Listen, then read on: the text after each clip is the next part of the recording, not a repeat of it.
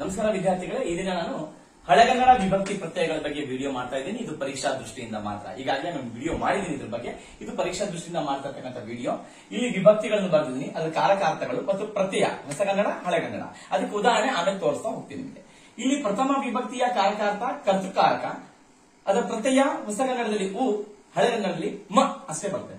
ದ್ವಿತೀಯ ವಿಭಕ್ತಿಯ ಕಾರಕಾರ್ಥ ಕರ್ಮಕಾರಕ, ಹೊಸಗನ್ನಡದಲ್ಲಿ ಅನ್ನು ಪ್ರತ್ಯಯ, ಹಳೆಗನ್ನಡದಲ್ಲಿ ಅಂ ಅಂತಿದೆ. ಇನ್ನು ತೃತೀಯ ವಿಭಕ್ತಿಯ ಕಾರಕಾರ್ಥ ಕರ್ಣಕಾರಕ, ಇಂದ, ಹಳೆಗನ್ನಡದಲ್ಲಿ ಇಂ ಇಂದಂ. ಚತುರ್ಥಿ ವಿಭಕ್ತಿಯ ಕಾರಕಾರ್ಥ ಸಂಪ್ರದಾನ, ಇಲ್ಲಿ ಗೆ ಹೀಗೆ ಕೆ, ಅದೇ ರೀತಿ ಗೆ ಕೆ ಇದೆ. ಇನ್ನು ಪಂಚಮಿ ವಿಭಕ್ತಿಯ ಕಾರಕಾರ್ಥ ಅಪಾದಾನ, ದೆಸೆಯಿಂದ, ಇದು ಪ್ರತ್ಯಯ ಹೊಸಗನ್ನಡದಲ್ಲಿ, ಹಳೆಗನ್ನಡದಲ್ಲಿ ಅತ್ತಣಿಂ. ಇನ್ನು ಷಷ್ಠಿ ವಿಭಕ್ತಿಯ ಕಾರಕಾರ್ಥ ಸಂಬಂಧಕಾರಕ, ಹೊಸಗನ್ನಡದಲ್ಲಿ ಅ, ಹಳೆಗನ್ನಡದಲ್ಲೂ ಆನ. ಸುಲಭ ಇದೆ. ಇನ್ನು ಸಪ್ತಮಿ ವಿಭಕ್ತಿಯ ಕಾರಕಾರ್ಥ ಅಧಿಕರಣ, ಅಲ್ಲಿ ಅಂತ ಹೊಸಗನ್ನಡದಲ್ಲಿ, ಓಳ್ ಅಂತಕ್ಕಂಥದ್ದು ಇದು ಹಳೆಗನ್ನಡದಲ್ಲಿ ವಿಭಕ್ತಿ ಪ್ರತ್ಯಯ, ಅಲ್ಲಿ ಅಂತಕ್ಕಂಥದ್ದು ಹೊಸಗನ್ನಡದಲ್ಲಿ ವಿಭಕ್ತಿ ಪ್ರತ್ಯಯ. ಇನ್ನ ಕಾರಕಾರ್ತರ ಅರ್ಥಗಳನ್ನ ನೋಡ್ಸೋದ್ರೆ ಕರ್ತೃಕಾರಕ ಅಂದ್ರೆ ಕೆಲಸ ಮಾಡಬಹುದು ಅಂತ, ಕರ್ಮಕಾರಕ ಕೆಲಸಕ್ಕೆ ಒಳಪಟ್ಟ ವಸ್ತು ಆಗಿರ್ಬೋದು ಅಥವಾ ವ್ಯಕ್ತಿ ಆಗಿರ್ಬೋದು. ಕರ್ಣಕಾರಕ ಅಂತ ಹೇಳಿದ್ರೆ ಒಂದು ಸಾಧನ ಆಗಿರುತ್ತೆ. ಇನ್ನ ಚತುರ್ಥಿಯಲ್ಲಿ ಸಂಪ್ರದಾನ ಅಂತ ಹೇಳಿದ್ರೆ ಕೊಡ್ತಕ್ಕಂಥದ್ದು ಅಂತ ಅರ್ಥ ಇದೆ. ಪಂಚಮಿಯಲ್ಲಿ ಅಪಾದಾನ ಅಂತ ಹೇಳಿದ್ರೆ ಅಗಲುವಿಕೆ, ಬೇರೆ ಆಗ್ತಕ್ಕಂಥದ್ದು. ಇನ್ನು ಷಷ್ಠಿ ಸಂಬಂಧಕಾರಕ, ಒಂದು ವಸ್ತು ಅಥವಾ ವ್ಯಕ್ತಿಗೆ ಸಂಬಂಧ ಇರತಕ್ಕಂಥದ್ದು. ಸಪ್ತಮಿ ಅಂತ ಹೇಳಿದ್ರೆ ಅಧಿಕರಣ ಅಂದ್ರೆ ಆಧಾರ ಅಂತಕ್ಕಂಥದ್ದು, ಎಲ್ಲಿ ನಡೆಯಿತು ಅಂತಕ್ಕಂಥದ್ದು. ಇನ್ನ ಸಂಬೋಧನ ಅಂದ್ರೆ ಅಭಿಮುಖೀಕರಣ, ಕರೆಯುವಿಕೆ, ಕೂಗುವಿಕೆ ಅಂತ ಅರ್ಥ. ಇಲ್ಲಿ ಬನ್ನಿ, ನಾನು ಹೇಳ್ತೀನಿ ನೋಡಿ. ಇಲ್ಲಿ ಕೆಲವೊಂದು ಉದಾಹರಣೆ ಬರ್ಕೊಂಡಿದ್ದೀನಿ. ಕುವರಂ ಅಂತ ಬರ್ಕೊಂಡಿದ್ದೀನಿ. ಕುವರಂ ಅಂತ ಇದೆ. ಹಂಗಾಗಿ ಇದು ಯಾವ ವಿಭಕ್ತಿ ಅಂತ ಕೇಳಿದಾಗ ಬಹಳ ಸುಲಭವಾಗಿ ಹೇಳ್ಬಿಡ್ತೀವಿ ನಾವು. ಪೂದೋಟಂ ಆಗಿರ್ಬೋದು, ಕುವರಂ. ನೋಡಿ, ಕುವರ ಬಂದ್ಬಿಟ್ಟು ಇಲ್ಲಿ ಒಂದು ಸೊನ್ನೆ ಇದೆ. ಕುವರ ಅಂತಕ್ಕಂಥದ್ದು ಒಂದು ಪದ, ಅದ್ರ ಪಕ್ಕ ಒಂದು ಸೊನ್ನೆ ಇದ್ರೆ ಅದು ಪ್ರಥಮ, ಅದು ಮ ಅಷ್ಟೇ. ಕುವರಂ ಮ ಅಷ್ಟೇ ತಗೋಬೇಕು. ಅದೇ ರೀತಿ ಪೂದೋಟ ಅಂತಕ್ಕಂಥದ್ದು ಒಂದು ಪದ, ಆ ಪೂದೋಟ ಆದ್ಮೇಲೆ ಒಂದೇ ಒಂದು ಸೊನ್ನೆ ಇದೆ, ಆ ತರ ಇದ್ರೆ ಅದೆಲ್ಲ ಪ್ರಥಮ ವಿಭಕ್ತಿ ಅಂತ ಅರ್ಥ. ಅದರ ಇದು ಯಾವುದು ಪ್ರತ್ಯಯ ಮ ಅಂತ ಬರುತ್ತೆ. ಇಲ್ಲೊಂದಿದೆ ನೋಡಿ, ಇಲ್ಲಿ ಮಾತೆಯುಂ ಅಂತ ಬರ್ದಿದ್ದೀನಿ ನಾನು. ಮಾತೆಯುಂ ಅಂತ ಬರ್ದಿದ್ದೀನಿ. ಇಲ್ಲಿ ಮಾತೆ ಆದ್ಮೇಲೆ ಒಂದು ಪದ ಆದ್ಮೇಲೆ ಯುಂ ಇದೆ, ಅದು ಪ್ರಥಮ. ಯಾಕಂದ್ರೆ ನಾನು ಹೇಳ್ಬೇಕಾದ್ರೆ ನೋಡಿ ಹೇಗೆ ಹೇಳ್ತೀನಿ. ಮಾತೆಯುಂ ಯು ಅಂದಾಗ ನೋಡಿ ಸ್ವರ ಯು ಅಂದಾಗ ಊ ಬರುತ್ತೆ ನೋಡಿ, ಅದೇ ನೋಡಿ ಊ ಬರುತ್ತೆ. ಆದ್ದರಿಂದ ಇದು ಪ್ರಥಮ. ಮಾತೆಯುಂ ಅಂದಾಗ ಯು ಅಂದಾಗ ಊ ಬರುತ್ತಲ್ಲ, ಆದ್ದರಿಂದ ಊ ಬಂದ್ಬಿಟ್ಟು ಮ ಬರೋದ್ರಿಂದ ಅದು ಪ್ರಥಮ ವಿಭಕ್ತಿ. ಅರ್ಥ ಮಾಡ್ಕೊಳ್ಳಿ. ಇನ್ನು ದ್ವಿತೀಯ, ಇಲ್ಲಿ ಕುವರನಂ ಬರ್ದಿ ನೋಡಿ. ಕುವರ ಅಂತ ಬರೆದ್ಬಿಟ್ಟು ನಂ, ಇಲ್ಲಿ ಬರೀ ಸೊನ್ನೆ ಬಂದಿದೆ, ಆದ್ದರಿಂದ ಪ್ರಥಮ. ಇಲ್ಲಿ ಕುವರ ಅಂತಕ್ಕಂಥ ಪದ ಬಂದು ನಾ ಬಂದು ಸೊನ್ನೆ ಬಂದಿದ್ರಿಂದ ಅದು ದ್ವಿತೀಯ. ಅಂ ಅಂತ ಇದೆ. ಕುವರನಂ ಅಂದ್ರೆ ಅಂ. ಇಲ್ಲ ಪೂದೋಟಮಂ ನೋಡಿ, ಪೂದೋಟ ಅಂತಕ್ಕಂಥ ಒಂದು ಪದ ಬಂದ್ಬಿಟ್ಟು ಆಮೇಲೆ ಮಾ ಬಂದು ಸೊನ್ನೆ ಬಂದಿದೆ. ಇಲ್ಲಿ ಪೂದೋಟ ಆದ್ಮೇಲೆ ಬರೀ ಸೊನ್ನೆ ಬಂದಿದ್ರಿಂದ ಅದು ಪ್ರಥಮ ವಿಭಕ್ತಿ. ಇಲ್ಲಿ ಪೂದೋಟ ಬಂದ್ಬಿಟ್ಟು ಮಾ ಬಂದು ಸೊನ್ನೆ ಬಂದಿದೆ, ಪೂದೋಟ ಮಂ ಮಂ ಅಂ ಬಂದಿದ್ರಿಂದ ಇದು ದ್ವಿತೀಯ. ಇಲ್ಲಿ ನೋಡಿ, ಇಲ್ಲೇನಿದೆ ಮಾತೆ ಎಂ ಬರ್ದಿನಿ, ಇಲ್ಲಿ ಮಾತೆ ಯುಂ ಬರ್ದಿದೆ, ಇಲ್ಲಿ ಮಾತೆ ಯುಂ ಬರ್ದಿದೆ, ಇಲ್ಲಿ ಮಾತೆ ಎಂ ಬರ್ದಿನಿ. ಎಂ ಅಂದ್ರೆ ಅಂ ಅಂತ ಅರ್ಥ, ಆದ್ದರಿಂದ ದ್ವಿತೀಯ. ಮಾತೆ ಯುಂ ಅಲ್ಲಿ ನಾ ಹೇಳಿದೆ ನಿಮಗೆ, ಮಾತೆ ಯು ಊ ಬಂದ್ಬಿಟ್ಟು ಮ ಬಂದ್ರಿಂದ ಅದು ಪ್ರಥಮ.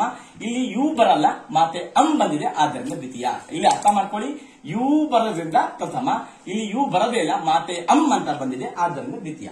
ಇನ್ನ ತೃತೀಯದಲ್ಲಿ ನಾನು ಹೇಳ್ತಾ ಇರ್ತೀನಿ, ಕುವರ ನಿಮ್ ಇದೆ ನೋಡಿ. ಕುವರ ಆದ್ಮೇಲೆ ನಿಮ್, ನಿಮ್ ಅಂದ್ರೆ ನೀ ಈ ಇಂ ಅಂತ ಇದೆ, ಹೌದಾ?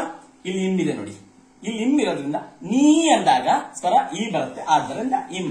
ಲೋಕ ದಿಂ ನೋಡಿ, ದಿ ಈ ಸ್ವರ ಬಂತು ಸೊನ್ನೆ, ಆದ್ದರಿಂದ ಇದು ತೃತೀಯ ವಿಭಕ್ತಿ. ಇಲ್ಲಿ ಕುವರ ನಿಂದಂ ನೋಡಿ, ಇಂದಂ ಅದು ಬರುತ್ತೆ, ಆದ್ದರಿಂದ ದಿಂ ಮತ್ತೆ ಇಂದಂ. ದಿ ಅಂದಾಗ ಈ ಬರೋದ್ರಿಂದ ತೃತೀಯ, ಈ ಇಂದಂ ಬರೋದ್ರಿಂದ ಅದು ತೃತೀಯ ಆಗುತ್ತೆ. ಇನ್ನು ಸಂಪ್ರದಾಯ ಅದು ಚತುರ್ಥಿ, ಅದರಲ್ಲಿ ಗೆ ಗೆ ಕೆ ಬಹಳ ಸುಲಭ ಕಂಡಿಬಹುದು. ಕುವರಂಗೆ, ಪೂದೋಟಕ್ಕೆ ಕೆ ಮತ್ತೆ ಗೆ ಬಂದ್ರೆ ಅದು ಚತುರ್ಥಿ ಅಂತಕ್ಕಂಥದ್ದು. ಯಾವುದು ಕೆ ಮತ್ತೆ ಗೆ ಬಂದ್ರೆ ಅದನ್ನ ಚತುರ್ಥಿ ಅಂತ ಕರಿತೀವಿ. ಬಹಳ ಸುಲಭವಾಗಿ ಕಂಡುಹಿಡ್ಕೊಂಡ್ಬಿಡ್ಬೋದು.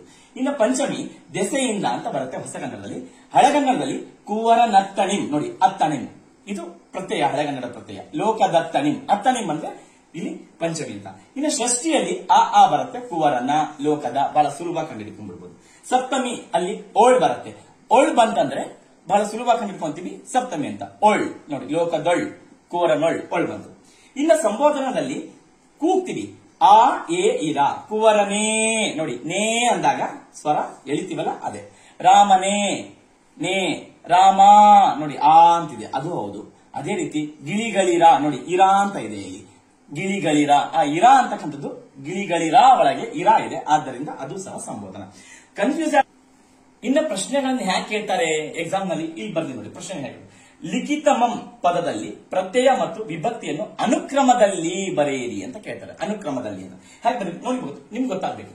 ಲಿಖಿತಮಂ ಅಂತಕ್ಕಂಥದ್ದು ಯಾವ ವಿಭಕ್ತಿ ನೋಡಿ. ಲಿಖಿತ ಅಂತ ಅಂದ್ರೆ ಬರವಣಿಗೆ, ಆ ಲಿಖಿತ ಆದ್ಮೇಲೆ ಮಂ ಬಂದಿದೆ, ಆದ್ದರಿಂದ ಇದು ದ್ವಿತೀಯ ಅಂತ ನಿಮ್ಗೆ ಗೊತ್ತಾಯ್ತು.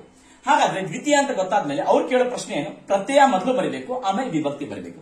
ಪ್ರತ್ಯಯ ಯಾವುದು, ಫಸ್ಟ್ ಪ್ರತ್ಯಯ ಯಾವುದು, ಅಂ ಪ್ರತ್ಯಯ, ಆಮೇಲೆ ವಿಭಕ್ತಿ ಕೇಳಿದರೆ ವಿಭಕ್ತಿ. ಇಲ್ಲಿ ಈ ತರ ಆಪ್ಷನ್ ಕೊಡ್ತಾರೆ. ಫಸ್ಟ್ ಅವ್ರು ಏನ್ ಕೊಡ್ತಾರೆ, ವಿಭಕ್ತಿ ಕೊಡ್ತಾರೆ, ಆಮೇಲೆ ಪ್ರತ್ಯಯ ಕೊಡ್ತಾರೆ. ನೀವು ಬರೀಬಾರ್ದು, ಪ್ರಶ್ನೆ ಅರ್ಥ ಮಾಡ್ಕೊಳ್ಬೇಕು. ಅನುಕ್ರಮದಲ್ಲಿ ಬರೆಯಿರಿ. ಫಸ್ಟ್ ಕೇಳಿದ್ರು ಪ್ರತ್ಯಯ ಅಂ, ಆಮೇಲೆ ಕೇಳಿದ್ರು ವಿಭಕ್ತಿ ದ್ವಿತೀಯ. ಆದ್ದರಿಂದ ಇದು ಸರಿಯಾದ ಉತ್ತರ ಆಗತ್ತೆ, ಇದು ತಪ್ಪಾಗತ್ತೆ. ಯಾಕಂದ್ರೆ ಇಲ್ಲಿ ಮೊದಲು ವಿಭಕ್ತಿ ಬಂದು ಆಮೇಲೆ ಪ್ರತ್ಯಯ ಬಂದಿದೆ. ಇನ್ನು ಎರಡನೇ ಪ್ರಶ್ನೆ ಹೆಂಗ್ ಕೇಳ್ಬೋದು, ಸಾವಿತ್ರಿಯುಂ ಪದದ ವಿಭಕ್ತಿ ಯಾವುದು. ನಾನು ಹೇಳಿದೆ ನಿಮಗೆ, ಯುಂ. ಸಾವಿತ್ರಿ ಆದ್ಮೇಲೆ ಯುಂ ಬಂದಿದೆ, ಸಾವಿತ್ರಿಯುಂ.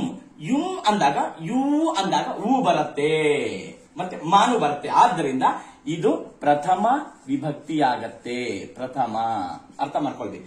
ಅದೇ ಸಾವಿತ್ರಿ ಎಂ ಬಂದಿದ್ರೆ ದ್ವಿತೀಯ ಆಗೋದು. ಇಲ್ಲಿ ಸಾವಿತ್ರಿ ಎಂ ಇಲ್ಲ, ಸಾವಿತ್ರಿ ಯುಂ ಇದೆ, ಯು ಇದ್ರಿಂದ ಅದು ಊ ಬಂದಿದೆ, ಆದ್ದರಿಂದ ಪ್ರಥಮ. ಇನ್ನ ಮೂರನೇ ಪ್ರಶ್ನೆ, ಚತುರ್ಥಿ ವಿಭಕ್ತಿಯ ಕಾರಕಾರ್ಥ ಯಾವುದು ಅಂತ ಕೇಳ್ತಾರೆ. ಚತುರ್ಥಿ ವಿಭಕ್ತಿಯ ಕಾರಕಾರ್ಥ ಯಾವುದು, ಸಂಪ್ರದಾನ. ಹಿಂಗೆ ಯಾವ್ದಾದ್ರು ಕೇಳ್ಬೋದು ನೀವು. ಚತುರ್ಥಿ ಕೇಳ್ಬೋದು ಅವರು, ತೃತೀಯ ಕೇಳ್ಬೋದು, ಸಪ್ತಮಿ ಕೇಳ್ಬೋದು. ಇದನ್ನ ನೀವು ಗಟ್ ಮಾಡ್ಕೊಂಡಿರ್ಬೇಕು. ಅದೇ ರೀತಿ ಹಳೆಗನ್ನಡ ನಾಲ್ಕು ಪ್ರಶ್ನೆ. ನಾಲ್ಕನೇದು, ಹಳೆಗನ್ನಡದ ದ್ವಿತೀಯ ವಿಭಕ್ತಿಯ ಪ್ರತ್ಯಯ ಯಾವುದು ಅಂತ ಕೇಳ್ತಾರೆ. ಹಳೆಗನ್ನಡದ ದ್ವಿತೀಯ ವಿಭಕ್ತಿಯ ಪ್ರತ್ಯಯ ಯಾವುದು. ಹಳೆಗನ್ನಡದಲ್ಲಿ ಪ್ರಥಮ ವಿಭಕ್ತಿ ಮ, ದ್ವಿತೀಯ ವಿಭಕ್ತಿ ಅಂ ಅಂತಿದೆ, ಅದನ್ನು ನೋಡ್ಕೊಂಡಿರ್ಬೇಕು. ಇನ್ನೊಂದು ರೀತಿ ಕೇಳ್ತಾರೆ, ಚತುರ್ಥಿ ಮತ್ತು ಪಂಚಮಿ ವಿಭಕ್ತಿಗಳ ಕಾರಕಾರ್ಥಗಳು ಅನುಕ್ರಮವಾಗಿ ಹೀಗಿವೆ ನೋಡಿ. ಅನುಕ್ರಮವಾಗಿ ಫಸ್ಟ್ ಕೇಳಿದ್ರೆ ಯಾವುದು, ಚತುರ್ಥಿ. ಚತುರ್ಥಿ ಯಾವುದು, ಸಂಪ್ರದಾನ.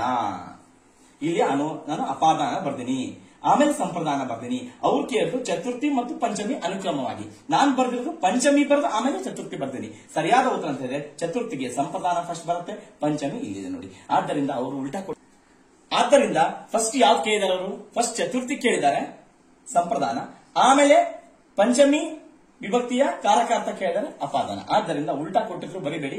ಅನುಕ್ರಮವಾಗಿ ಅಂತ ಕೇಳಿದಾಗ ಫಸ್ಟ್ ಯಾವ್ದು ಕೇಳಿದಾರೆ ಅದನ್ನು ಬರೀಬೇಕು, ನೆಕ್ಸ್ಟ್ ಯಾವ್ದು ಕೇಳಿದ್ರೆ ಅದನ್ನು ಬರೀಬೇಕು. ಈ ರೀತಿಯಾಗಿರ್ತಕ್ಕಂಥ ಪ್ರಶ್ನೆಗಳು ಬರ್ತವೆ, ಕನ್ಫ್ಯೂಸ್ ಮಾಡ್ಕೋಬೇಡಿ. ಬಹಳ ಹುಷಾರಾಗಿ ಈ ಎರಡು ಪ್ರಥಮ ದ್ವಿತೀಯ ತೃತೀಯ ಇದನ್ನು ನೋಡ್ಕೊಳ್ಳಿ, ನಿಮಗೆ ಬಹಳ ಸುಲಭ ಆಗುತ್ತೆ. ನಮಸ್ಕಾರ.